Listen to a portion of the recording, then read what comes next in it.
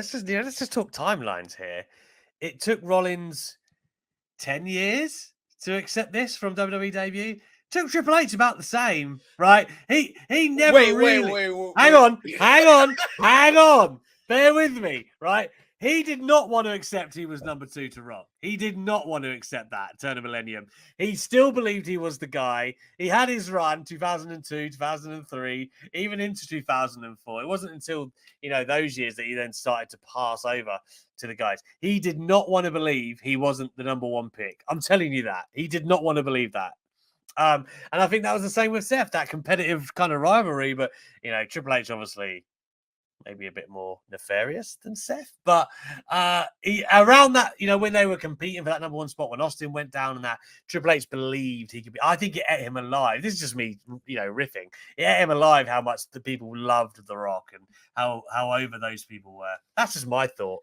I mean, basically what we're trying to say is Triple H is better than Seth Rollins because he chose to marry someone that helped him get to the main event of WrestleMania while Seth married someone that prevented him from the main event of WrestleMania. For real. Just a quick sidebar. You don't think Triple H makes it to the top without getting married? Get married to Stephanie? Does he get to the role he's in now? No. No. Not what I asked. To the top. Does he have the reign of terror? Yes. Yeah. No. If he's not, really, if he's not in a relationship with Stephanie McMahon, they don't do that. I don't know. They don't do that. He was. I don't know if I can go with that. Like with the reign of terror, maybe not. But like. Reign of Terror. You have to realize Turn of the Millennium. Yeah. He was he not the best, or he's certainly getting the biggest reactions of the heel in the business. He was 2000 into 2001. He was the biggest heel in WWE. There you go. He's one of the greatest. He's one of the greatest heels of all time. But he still would have been a top literally, if you go back and watch Monday Night Raw from September 2002 to WrestleMania 21, 3 years later, this man was convincing fans he's the number 1 guy. That's what I was just saying. That's what I was saying. Guy. He was hell bent. He literally destroyed careers. He literally. But Booker T was able to recover his because of the King of the Ring. But I'll never forgive him for that. Scott Steiner got one of the biggest reactions in Madison Square Garden history at Survivor Series 2002. He wasn't in the greatest shape, but he was against someone that didn't want to work with him. So that's why he was ruined. I was about to say, so those unaware, like Scott Steiner had a litany of injury issues around this time when he came back. But I think even a healthy, fully fit Scott Steiner, he weren't winning that feud. So, No.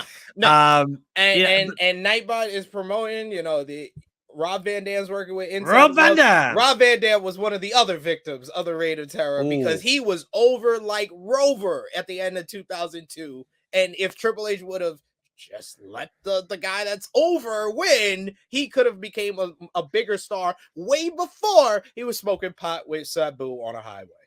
Yeah, I mean, again, if you lived through it, you'll understand, but the fact that it took till 2006 for Van Dam to get the world title is mental. Like in 2001, when he first got there, he was super over. He got super over super quick, right? Yeah. And they had him partner with Austin. We're going off on a tangent here, but still, it's just another example of where like WWE go, you wait your turn, mate. We're not rushing to do that. The Booker one is still the biggest crime. But my argument was this: Triple H would have been a top heel regardless, in my opinion. Whether he's a 15, whatever he ended up, 15-time champion or not, up for debate. Yeah. He ends up a top heel. Top heel. I just don't think he would have the run where he was considered the guy. And then all the years after that, where he was this invincible babyface, I don't think you would have been doing that unless he is married to the boss's daughter. That's just me. And I would argue Booker T is the most egregious victim, but the biggest victim, actually, Randy Orton. I think Randy Orton, his career would have panned out differently if they just would have just let him be a heel. Even in winning the title, I necessarily don't think he should have won the title when he did in 2004, because I don't think he was mature enough for that spot. But he literally only got that spot because Triple H ran out of babyface opponents. He literally just was like, put the title on Orton, turn him baby. I'm gonna make sure he gets over as a babyface, and he failed, and that put Orton's career back a year. It took a year away from him. I don't know many people that would have succeeded in that. Like Orton should, like you said, that it was a flawed idea from the start. We love to do that on this show, by the way, take a trip down memory lane. But that's the thing. Like, okay, Orton would recover with the Legend Killer and all of that. But still, the Booker one, and I say this all the time. Okay, Booker has a rap among, I guess, this generation, right?